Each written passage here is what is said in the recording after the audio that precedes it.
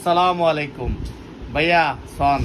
এই তো নতুন ডিজাইন চলেছি গেঞ্জি কলে সন কালারের অভাব নাই এ সন ওলোর গেঞ্জি কালারের অভাব নাই এ সন অনেকটা কালার অনারা আইবেন হাইলে লইবেন ঠান্ডা তো অলরেডি ঢুকের